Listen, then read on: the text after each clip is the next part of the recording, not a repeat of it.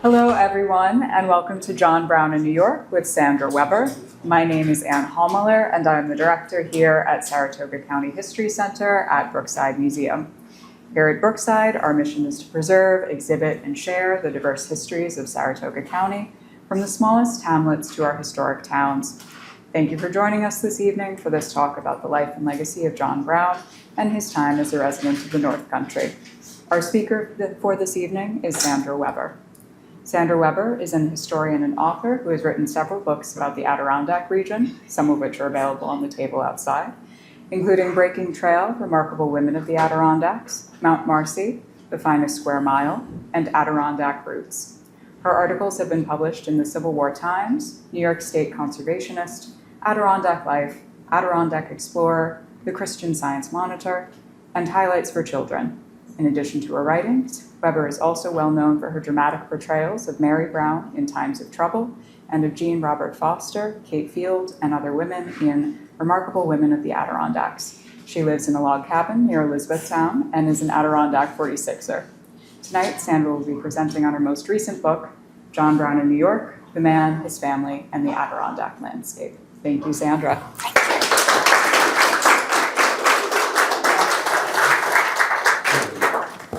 Thank you so much for having me, and I'm so glad to be here tonight, and I'm so glad it's not raining, because we drove in from Niagara Falls, Canada, and it rained the whole way just until we got the outskirts of Boston Spa and it stopped. So that's just so wonderful. Thank you for that introduction. You covered my background very well. Yes, I've written a lot about women's history and Adirondack history, and I'll just quickly say that what actually led me to John Brown is that I was first interested in his wife, Mary Brown, and I started researching her and learning about her about 35 years ago. So I've been studying the family for a long time, and I actually did an artist in residency program in Harper's Ferry to learn more about Mary Brown when I was doing that, and that was a wonderful experience to spend a month living in this old kind of haunted house in Harper's Ferry by myself. And but it gave me a good comparison between John Brown in Harper's Ferry and John Brown in the Adirondacks and up in North Elba near Lake Placid. So it was a great experience. So John Brown. John Brown lived from 1800 until 1859. He believed in two principles, the Golden Rule and the Declaration of Independence. And he saw that slavery was a contradiction of both of those doctrines. And so he worked most of his life to try to end slavery. And probably what you know him most famously for, right, is raiding Harper's Ferry with 3 of his sons, a few other men, and 5 black men with him. They captured the town for a few hours, and then militia came in and he was captured. 10 men were shot. John Brown was captured and put in jail, sentenced for murder, treason, insurrection, and was eventually hanged in 1859. Now, my book is mostly covering the time period 1849 to 1863. So from 1849 to 1859 is when John Brown lived the final years of his life. A few of those years in the Adirondacks and traveling around, but during those final 10 years of his life, he considered the Adirondacks his home. He called that his home. That's the place he thought of where he felt at home. And then after he passed away in 1859, I continue to 1863 because his family continues living there in North Elba in the Adirondacks until 1863 when they're going to leave the area. And so that's the period that this book covers. And I'm studying the man instead of the symbol John Brown, which is what, we talk all the myths about John Brown that have been created. particularly surrounding Kansas and Harper's Ferry, I'm not talking about the symbol. I'm interested in the man, the human being who had human flaws and human greatness, and who he was as a father and a husband. And that's mostly focused on the North Elba period. That's what I'm interested in. And his family is a great part of that. As I've already said, like, I started out studying his wife and his children more. And so the perspective I have on John Brown is partly influenced by, I learned who John Brown was through the eyes of his wife and his children. And who better to tell you the truth about what a man and who he actually is than his wife? So, and again, all of this is taking place in the Adirondack Landscape, which is home. And just to kind of, I think time and place is very important. And so in 1850, the entire town of North Elba, which encompasses what today we think of as Lake Placid, that's the main thing we think of. But back then, the whole town of North Elba was about 100,000 acres, which still is about 100,000 acres. In 1850, there were 210 people living in that entire 100,000 acres. So it's very unpopulated, really is on the edge of true, like, wilderness living, okay? And probably, how many people have been to the John Brown farm?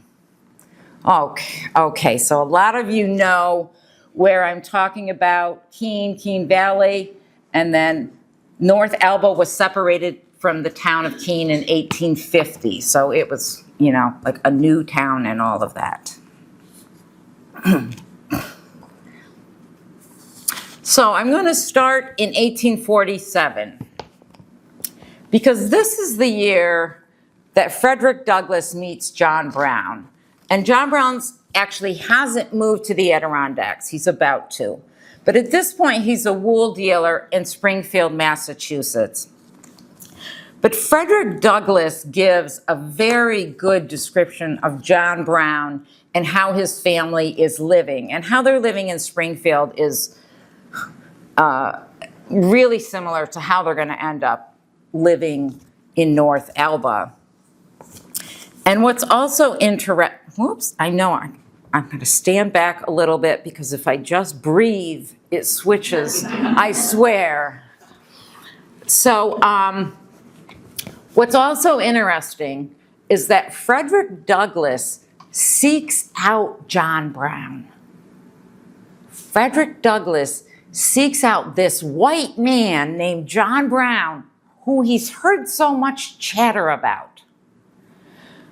I emphasize that because a lot of people think that, like, John Brown didn't become famous until some people were killed in Kansas, or until he raided Harper's Ferry, or until he was hanged, okay? But here we are back in 1847, and Frederick Douglass, this black man, is seeking out this white man that he's heard about from other black people. John Brown was affiliated with black abolitionists more than he was white abolitionists, especially earlier here. He's very much more in tune with the black abolitionist principles and thinking and strategies. So Frederick Douglass seeks him out, and he's really surprised at what he finds. By the way, this is John Brown over here. He is making his first stage appearance, his first on the world stage. This is right tonight. He's making his first appearance. A friend of mine in Michigan had this made for me, and we just brought it back with us to Michigan, and this is the first time we have assembled John Brown. And I have a feeling that at some point I'm going to say something like really profound, and he's going to fall over. So, like, don't be surprised if that happens. John Brown, this is what Frederick Douglass said. John Brown, under 6 feet high, less than 150 pounds, aged about 50. He wears plain American woolen clothing, leather boots, a cravat of cowhide leather, and he has a smoothly shaved face. Do notice that. In 1847, there's no beard. John Brown doesn't grow that beard that he becomes famous for until like 1858. So most of the time, he looks like this. And John Brown looked like he was built for times of trouble. The family lived in a small wooden house that was very plain. Inside, there were no sofas, no cushions, no curtains, no carpets, no rocking chairs. And there were no hired hands in the house. The family served the meal, and even the boys helped to clear the table and wash the dishes.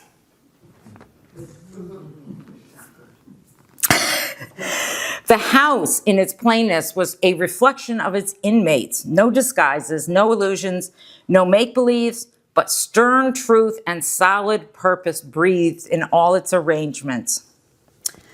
After the meal, John Brown took Frederick Douglass into another room, showed him a map of the United States, and said, here are the Allegheny Mountains. These mountains were put here for the emancipation of the black race, and I have this plan of how we can start some little slave, liberate some slaves, and they can go to the Allegheny Mountains, and they can follow the mountains up to freedom.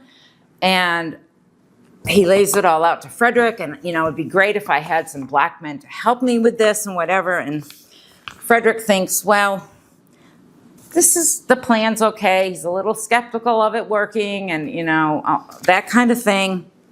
But Douglass realizes that John Brown is not an ordinary man. Brown is in sympathy, a black man, and is as deeply interested in our cause as though his own soul had been pierced with the iron of slavery. So Frederick Douglass realizes that John Brown is very sincere in what he's trying to do. So what brought John Brown to the Adirondacks? Well, back in 1846, abolitionist Garrett Smith, who was one of the wealthiest men in New York State, and has something like 750,000 acres of land in New York State. And he decides that he's going to give some free land to black men. And this is to encourage black families to leave cities and move to the country. And so he gave free land to 3,000 free black men. And most of that was in the Adirondacks, in Essex County and Franklin County and Hamilton County. And John Brown hears about this experiment and hears that the farmers, the black settlers trying to make it there, are struggling with some things. And so John Brown goes to Peterborough, where Garrett Smith lives in central New York, and offers to go and help these farmers to actually move there among them. And John Brown is a surveyor. John Brown has been a farmer in the wilderness in Ohio, etc. And so Garrett Smith says, oh, that would be great. And so John Brown makes plans to move to the Adirondacks, and he first visits in 1848. Now, one of the things about these Smith lands, you may have heard of the term, you may have heard about Timbuktu and associated with the John Brown farm and Garrett Smith. And so that was the name given to the community of blacks within, I think I have it here. Yes, Timbuktu is the community that John Brown would go to and aid in the town of North Elba. And there was another community called Blacksville, which was in Franklin County, that Willis Hodges, a black man from New York City, would come and give aid there.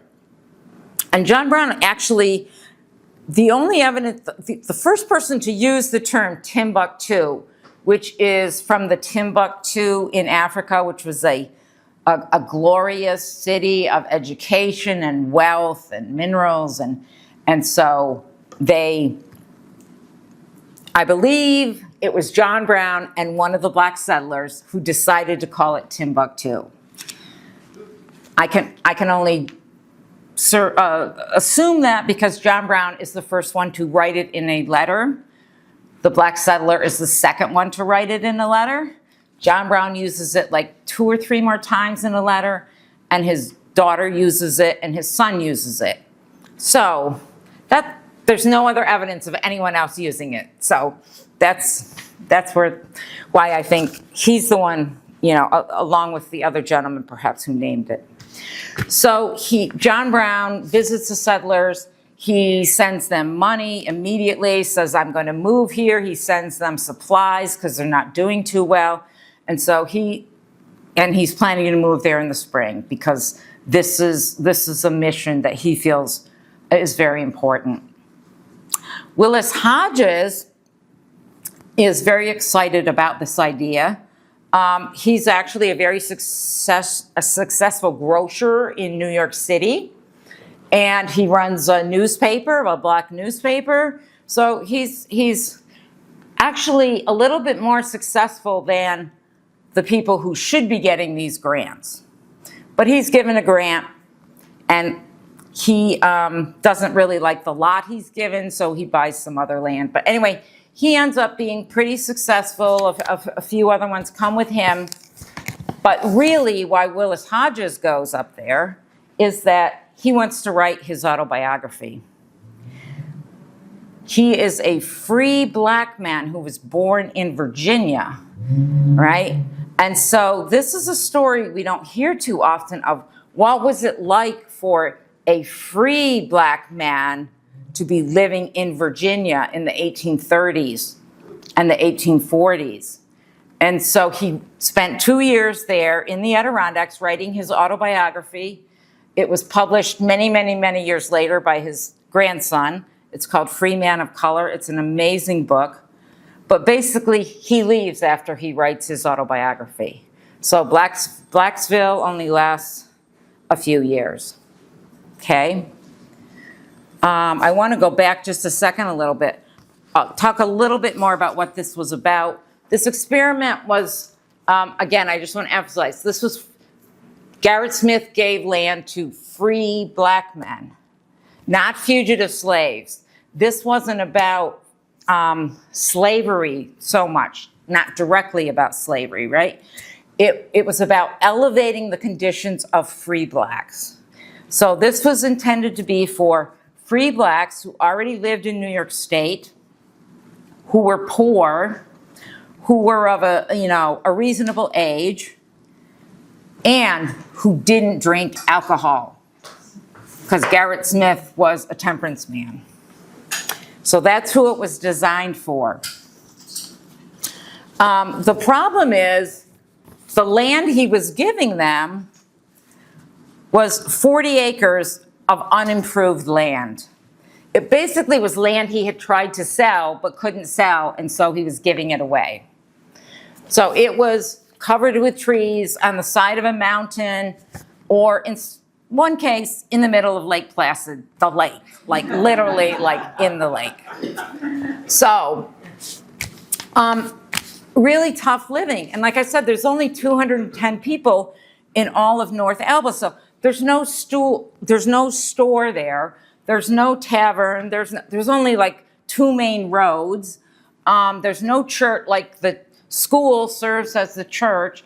And like, there's nothing there. It really is wilderness. And so they're asking men from the city to come and do this. Men who mostly have no farming experience. They don't have oxen. They don't have wagons. They don't have farming equipment. So they're going to have to leave their family, friends, their network in the city, move to the Adirondacks, get there somehow. They're going to have to, have farm animals, get equipment. They're going to have to cut down trees to build their house. They're going to have to clear the field, plant crops. They're not going to get crops for at least a year or 2 years. And it's like, wow, this is like, But these are poor people. And there's no incentive to help them beyond giving them the free land. This was also supposed to be partly about making them voters. But to be able to vote in New York State, black men needed to have $250 in property. White men didn't have to have anything.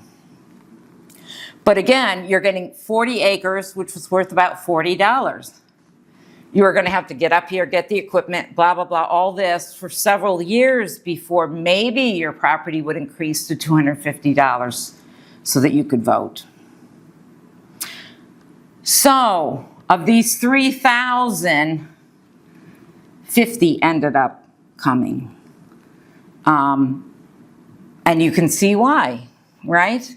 So, there were, in North Elba, this basically Timbuktu, which is not, again, it's not a black community as some people describe it. The whole idea is for it to be integrated.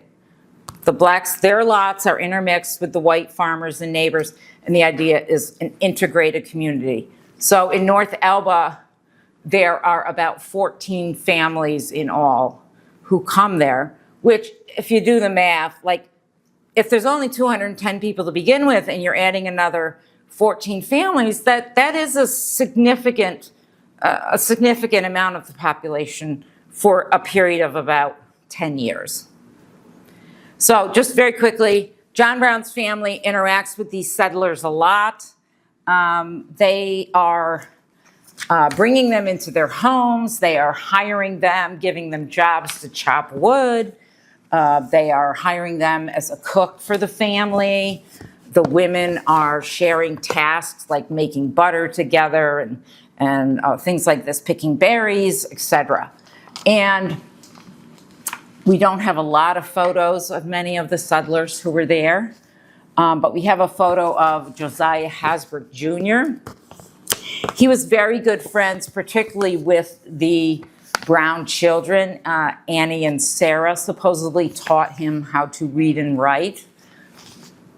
And his brother Simeon actually went on an adventure with the Brown children and some other neighbors, and they climbed to the top of Whiteface Mountain to celebrate the 4th of July.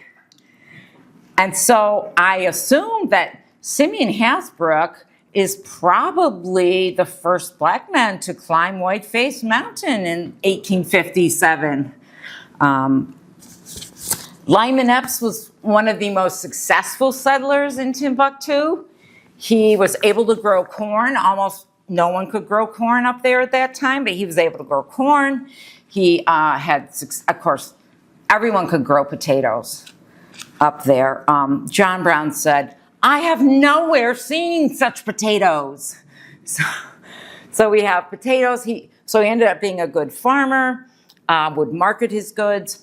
He ended up staying his entire life there. He helped start the local church, the local school, the Sunday school, et cetera, et cetera. So Lyman Epps was a great part of the community, and several of his children stayed there. And they would sing at all of the events at the John Brown farm. Ever since John Brown's funeral, almost every single event that was held there, until finally Lyman Epps Jr. passed away in 1942. So what's the legacy of Timbuktu? As I said, few came, few stayed, and few were able to vote. So Timbuktu named for John Brown. Again, it was a lot of the John Brown family interaction that helped them. Frederick Douglass, he was very excited about the land grant program in the beginning. Yes, speed the plow. Yes, this will be great. But very quickly he saw that the settlers weren't having success there, the ones who even went. And he almost from the beginning saw that this could turn into a curse rather than a blessing. Because if the black settlers don't come and they're not successful, people are gonna blame it on race, probably.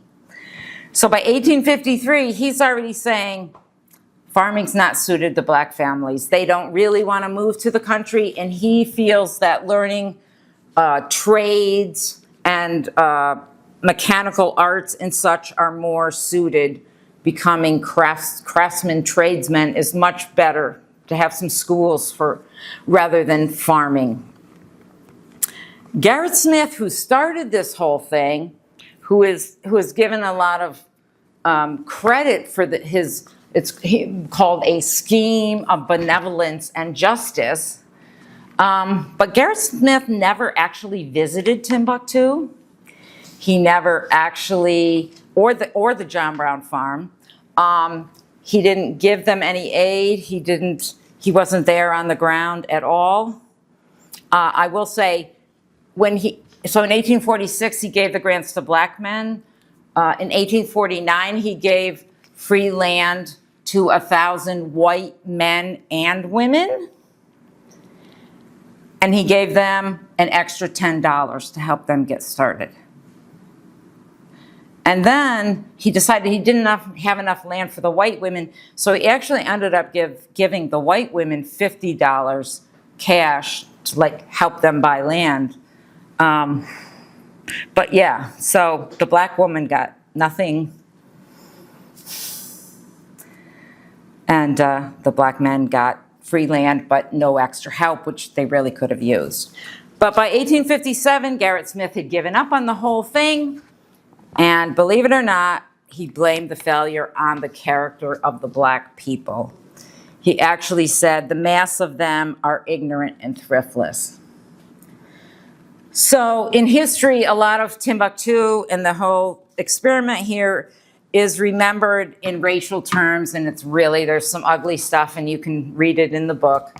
But I also have to, I have to look at Garrett Smith, and he's the one that set it up, and if he's the one who said, and he blames it on that, well, he's kind of setting in motion that history of racism that surrounds it. Okay, John Brown and his family in the Adirondacks.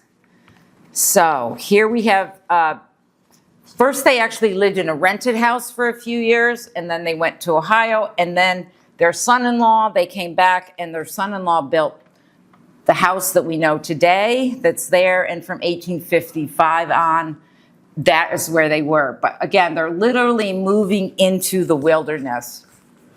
And I have to mention Mary Brown. Mary Brown was born in 1816 in Granville. Oh, no, he's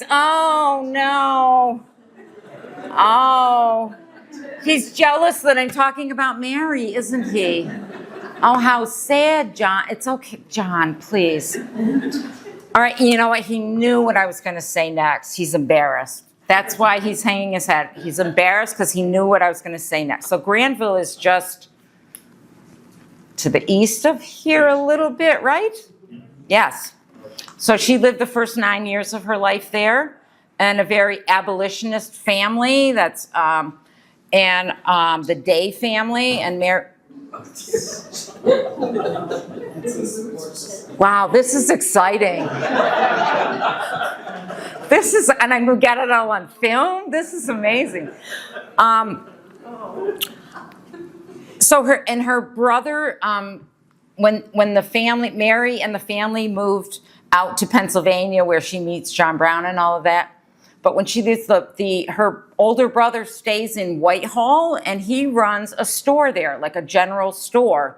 And so there's this constant communication and visiting between North Elba and Whitehall, because every time, John Brown's going in and out a lot, traveling for business and anti-slavery things, whatever. He's almost always stopping at Whitehall on the way in or out to send supplies, cod or salt or something from Troy to send it home to Mary in North Elba. So there's that constant connection between Whitehall and the North Elba. But the reason John is hanging his head is that before Mary, Mary was actually his second wife.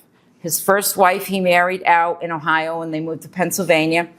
And she had 7 children, and then she died in childbirth in 1832.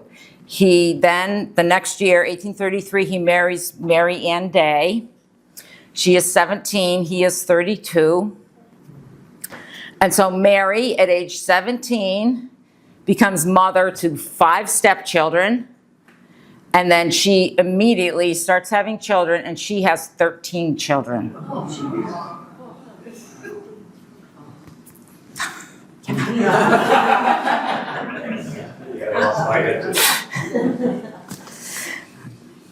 And it's really Mary, it's Mary who's at the John Brown farm, taking care of the farm, managing things, managing the economics of everything, going in and out of the farm, raising the children, whatever. John's like I say, often away, even though he considers it his home. So here we have Mary and 2 of the children. You can see how happy they are. No, back then, you had to sit still for a long time. That's why most people aren't smiling when they're there. But I do want to make the point, because also a lot of people think this is a famous family, but they didn't live as a famous family, right? They were very common, poor pioneer farmers. These are just common people. But they lived by very strong principles. Again, Ellen, the youngest child, by the time she was like 2 or 3, like all the other children, she had learned this little couplet about counting each day and making sure you do some worthy action every single day. The golden rule, the Bible, the Declaration of Independence, truth, every single day, right? They're living by these principles. Now, they're also having fun. I don't want you to think that they're not having fun.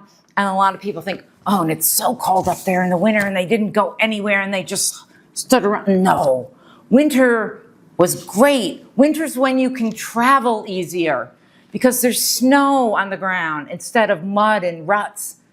And you can go across the lakes to your neighbor right over there, because you can just take your sleigh and go right across the lakes. So it's actually good traveling in the winter. And you can read about them ice skating on the lakes and going sledding. And then in the summers, they love to go berry picking, and they love to climb mountains. And some of the boys were guides. And yeah, they're also having fun, right? So this is one of my favorite quotes of John Brown.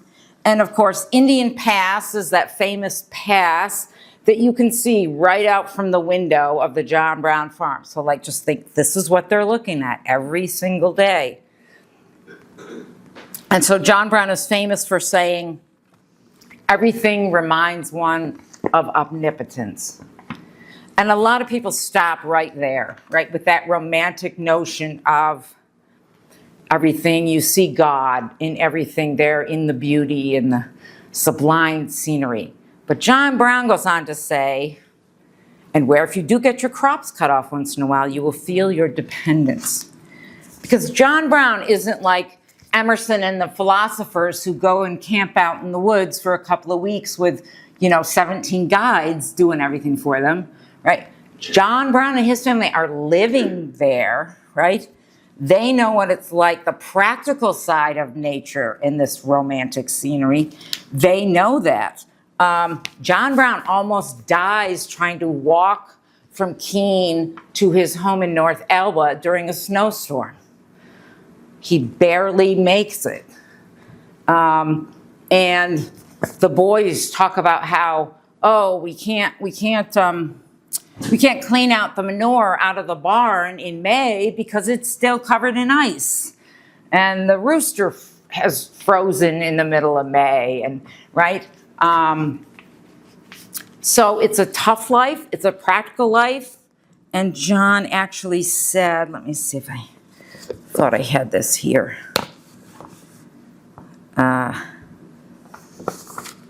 No. Okay, but I have to bring up one thing here. Are there any 46ers or people who like have summer places or go to the Adirondacks a lot? Like it's here with, oh, I'm sorry, whoops, there goes the mic. Because I actually started as a hiker, and that's how I fell in love with the Adirondacks, and then I had to know everything about everything I saw, and it just like, it just hit my heart, even though, like, I'm from New York State originally, but I lived outside of Philadelphia, Pennsylvania for like 30 some years. And that's when I fell in the Adirondacks. When I moved way down there, then I fell in love with it up here. And I was like, what is this thing that makes me like, feel like this is home? Feels like this is the place I want to live. I'm like, I don't know what to call that. Well, the Brown family had a name for it. John Brown didn't tend to call it North Elba. He tended to refer to that area as Essex, for Essex County.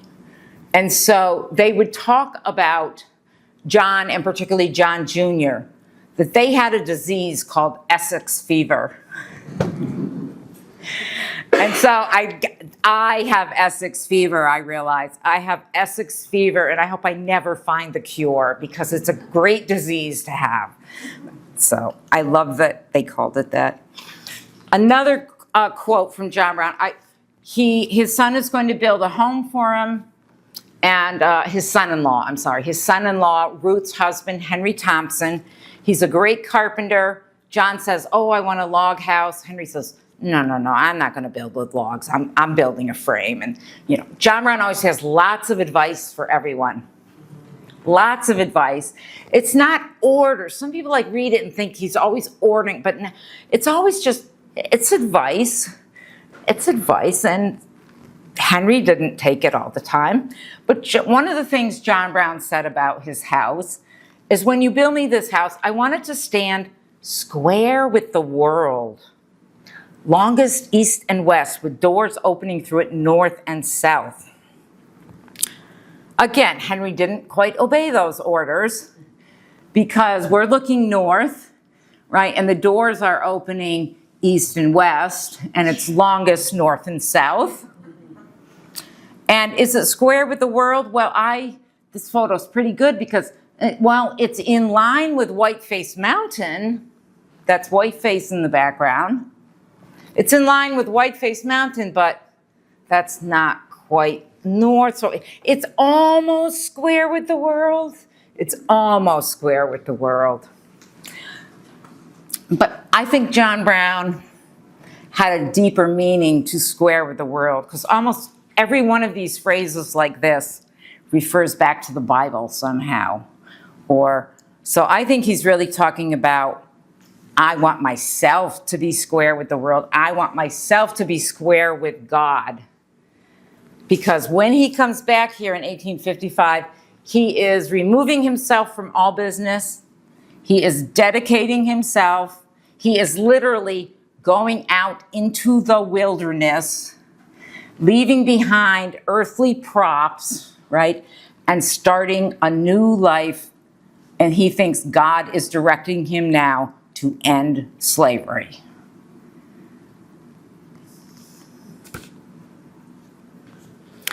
But before he gets to enact that plan that he's telling Frederick Douglass about, which ends up being Harper's Ferry, something happens in the middle.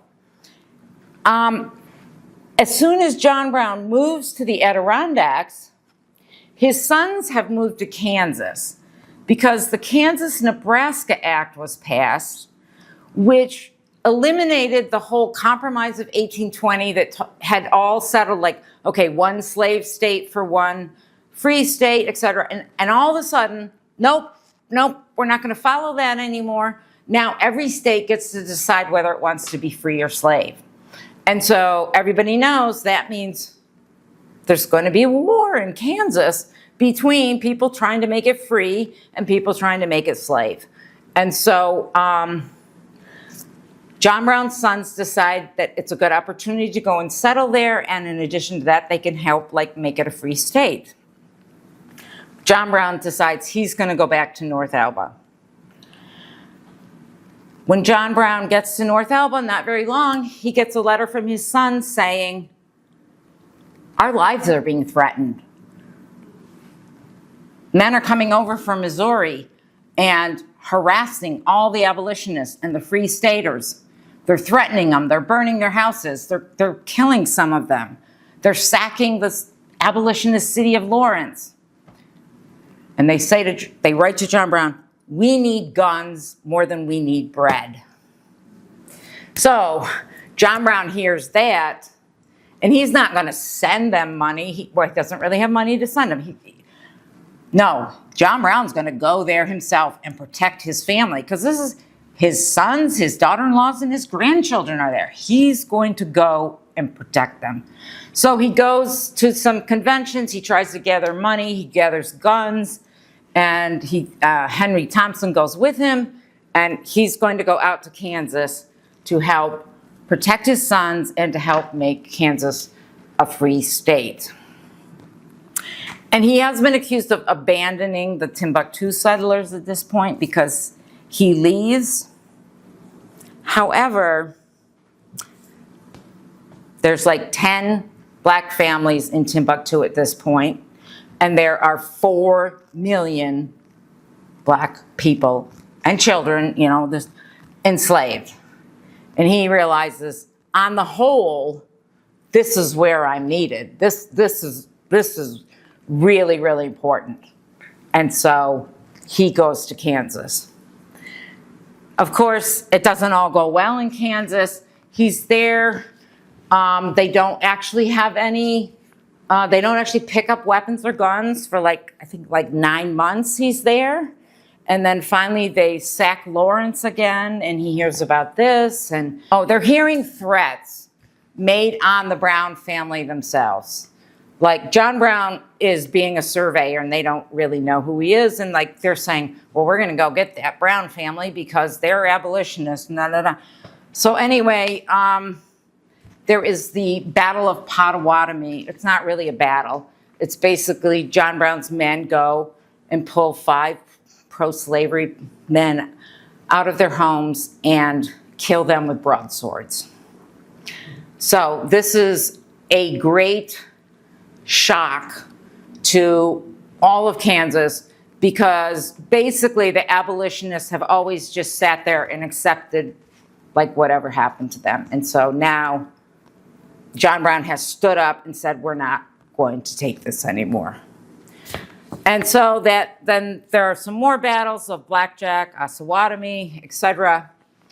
And John Brown is well known for Osawatomie, where he is able to combat a large number of troops before they have to retreat. But his son Frederick, who wasn't even at the Battle of Osawatomie, is walking down the road that day. He doesn't have a gun or anything, and he's shot dead.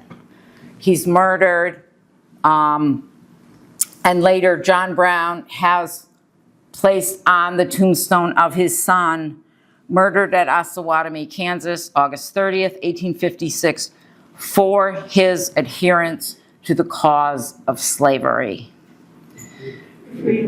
I'm sorry. I did. You know what? That's the second time I've done that. Wow. I'm so thank you.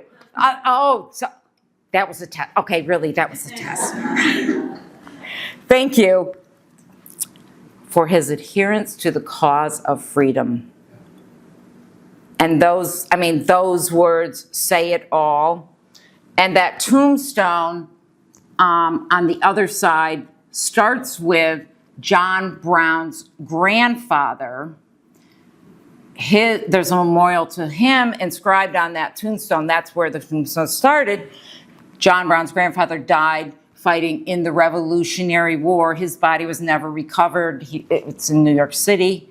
And so John Brown sees all of this in that continuum. Again, I keep referring back to the Declaration of Independence, and his grandfather, who's named John Brown, fought in the Revolutionary War. He sees this all as his place in the continuum of history in this battle for freedom. And again, he believes in the Golden Rule and the Declaration of Independence. Those are his principles. And he believes so much in the Declaration of Independence that after Kansas, which kind of calms down after 1856 and eventually does become a free state, but now John Brown is ready to, as he says, take the war into Africa, which means he's now ready to institute his plan of he's going to go into a southern state and start liberating slaves. And he's going to explain why. Just like the women in Seneca Falls explained why we are revolting, etc. And they take the Declaration of Independence, they write it into a Declaration of Sentiments, right? And the women say, all men and women are equal. John Brown takes the Declaration of Independence and writes it into a Declaration of Liberty. And you can see it says, by the representatives of the slave population of the United States of America. So John Brown is writing and speaking as a representative of the slave population.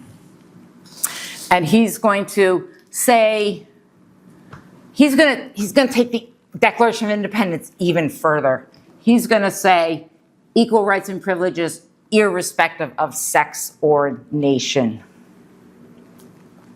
He's also going to talk about fraternal kindness, and that it is the duty of everyone to treat others in ways that elevate your fellow man. He's going to talk about why slavery is terrible.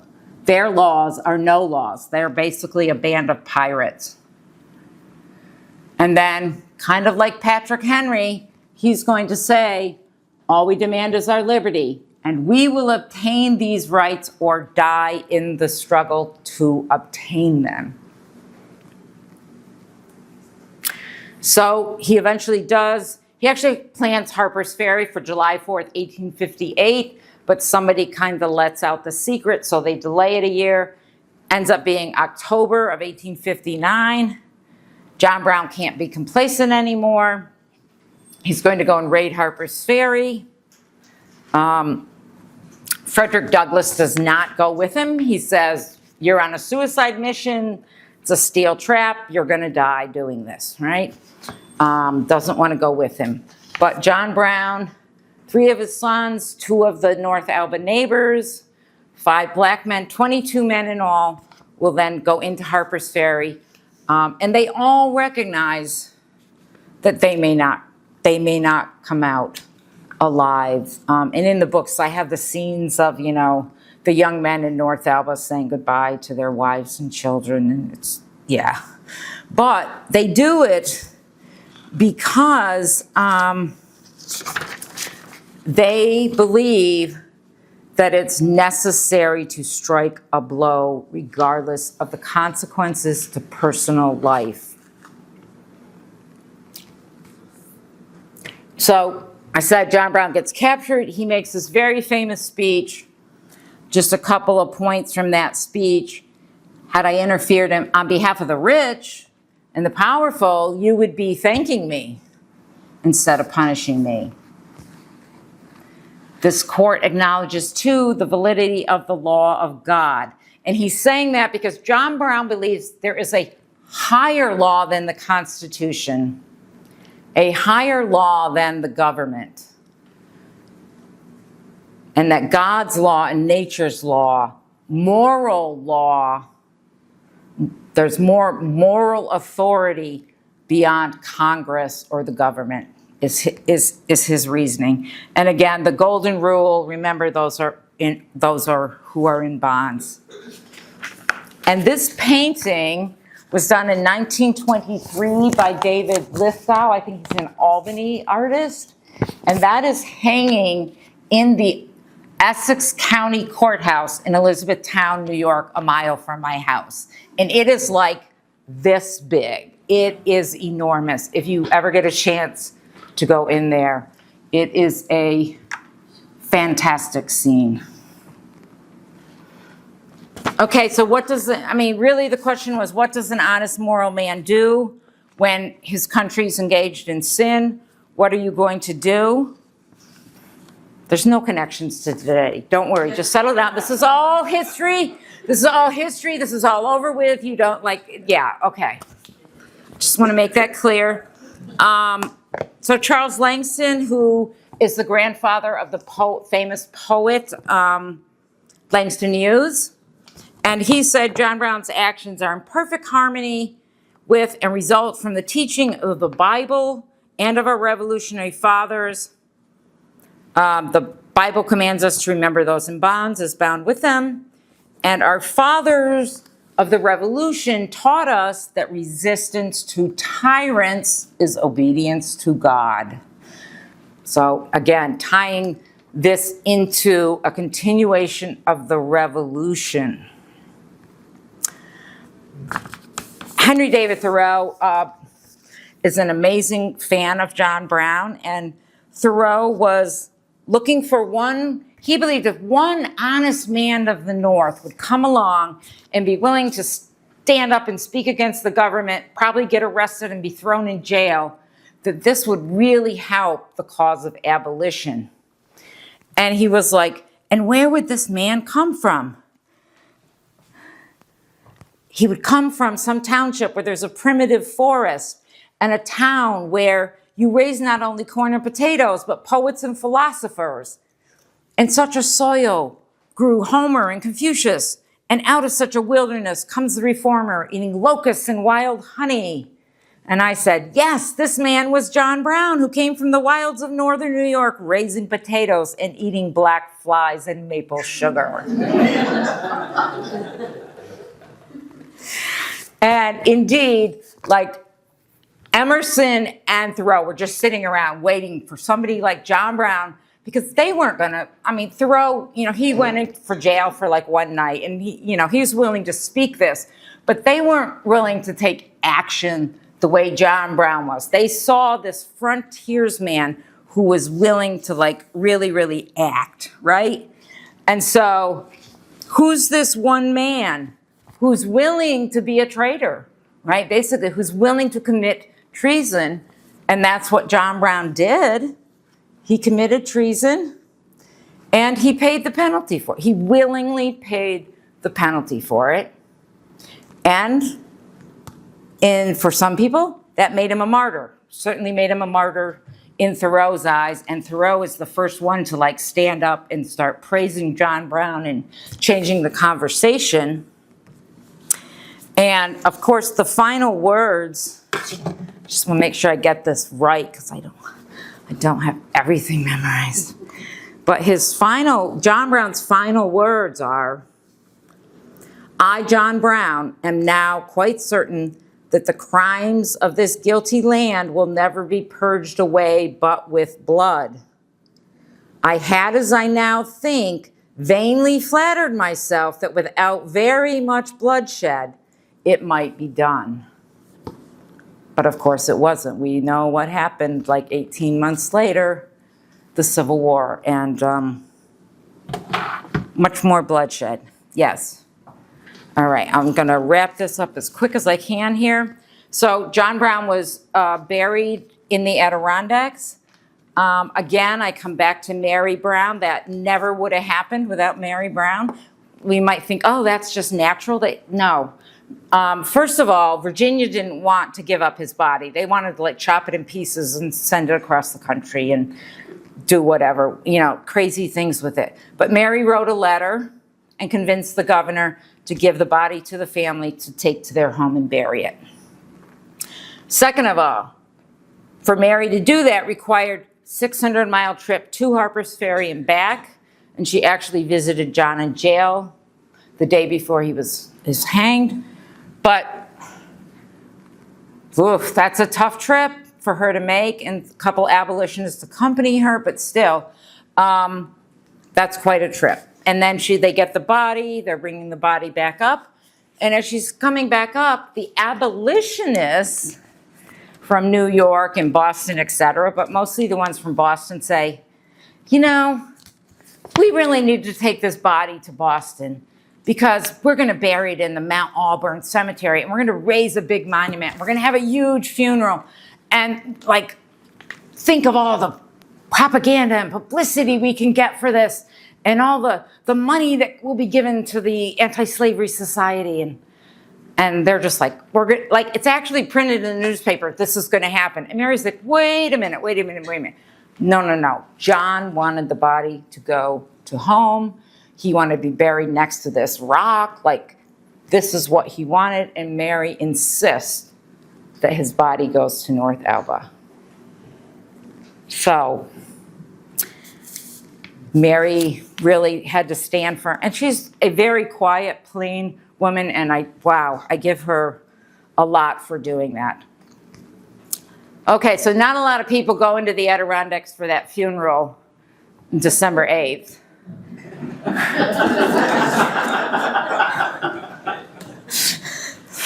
But there are a number of them there. It was 0 degrees that morning, I think. But anyway, so the other season we have in the Adirondacks, besides winter, is July 4th. So, and of course, July 4th is very important in terms of Declaration of Independence, John Brown, etc. So the abolitionists are going to have a big celebration on July 4th, 1860. I don't know if you can read that. Once again, they're saying what we're continuing is the Declaration of Independence, the method of proclaiming, the method that was inaugurated by General Warren at Bunker Hill, was continued by John Brown at Harper's Ferry.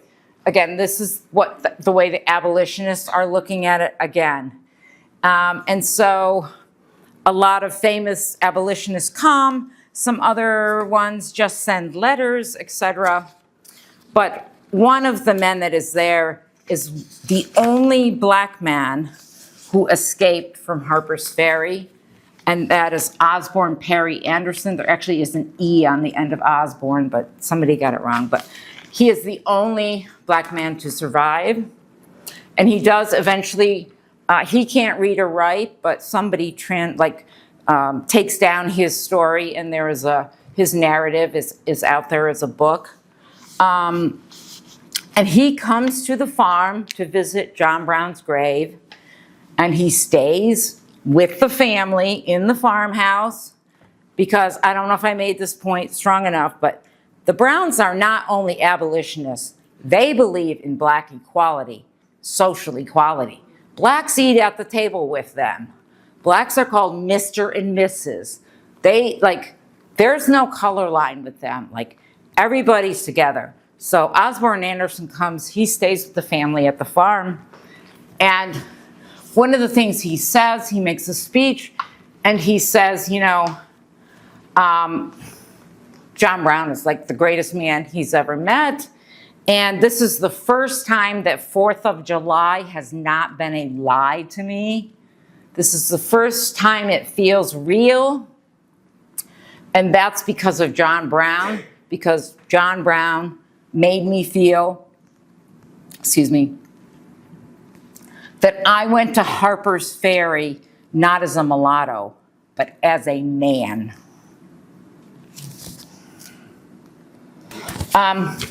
So the family's staying there for a few years. Mary gets aid from a lot of people as the widow, as the poor widow. She's able to add a little wing onto the house for some of the children to stay in.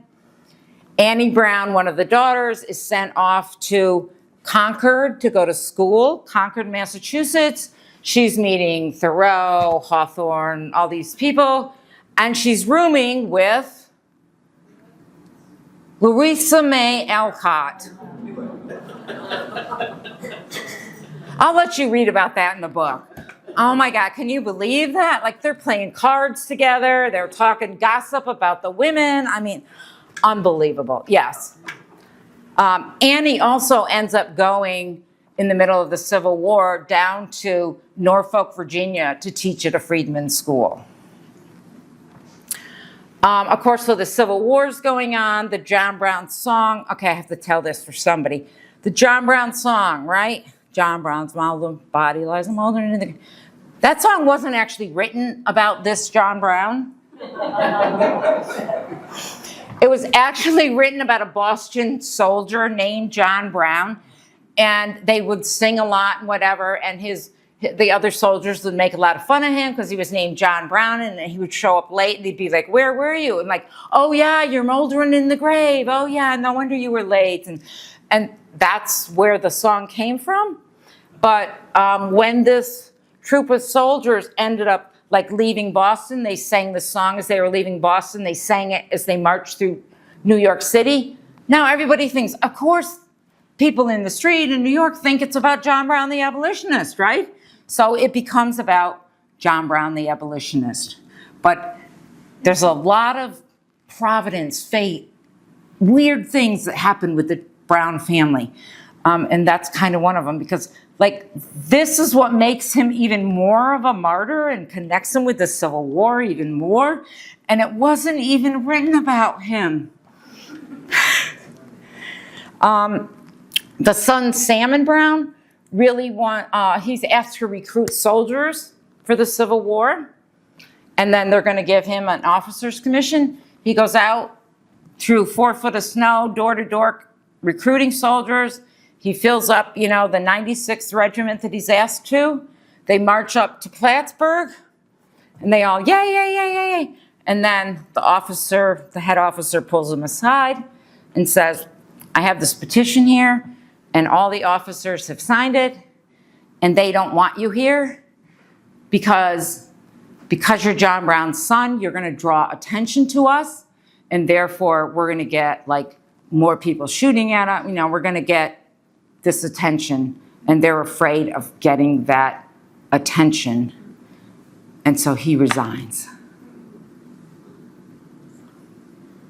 I might also say that like the Union Army does not like the John Brown farm, the John Brown song, because again, they're afraid it's going to make the Southerners think that all Northerners love John Brown, and they don't want that, because they don't want to make the war about slavery right at the beginning of the war there.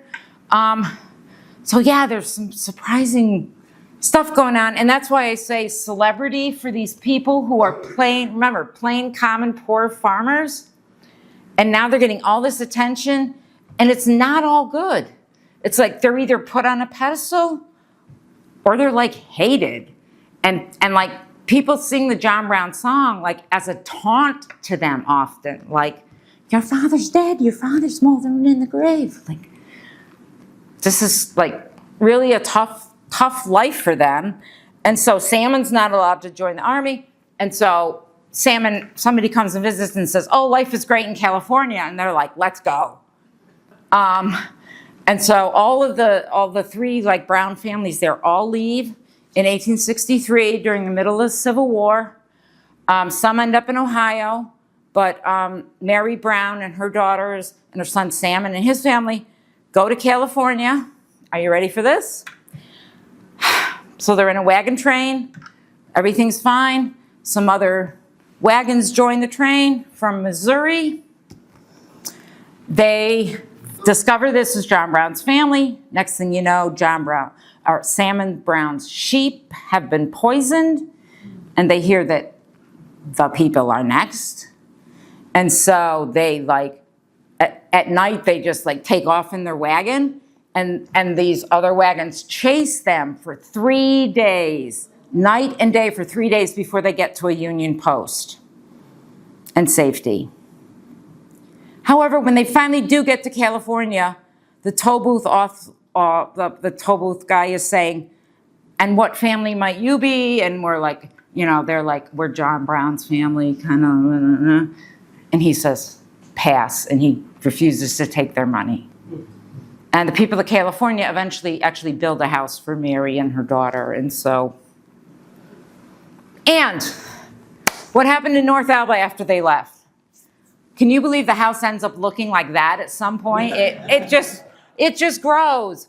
It becomes a dining, a lodge. You can stay there. You can buy cowbells that John Brown supposedly, used to ring, and all kinds of stuff. And there are more graves added and monuments, and you're like, oh my gosh. Aren't you going to tell us about all that? Yes, I am. But guess what? Next week, this book's coming out. A second book by Purple Mountain Press. This is kind of the second part of the story. This concentrates on that Lot 95, that 244, what is now 270 acres, the John Brown farm site, and everything that happened there from like 1864 until today, basically. And so I'm very, very excited. I can't wait to see it. But yes, hopefully this week or early next week, it will be there. And my final bumper sticker that came to me very, very late in the process is that what this book is about is who John Brown is in the Adirondacks, is who he is. What I mean by that, he has these principles, and his family practice them every day. And when you look at what he's doing in Kansas, what he's doing in Harper's Ferry, and what he's doing on the farm when he's hoeing potatoes, is the same person. He's consistent.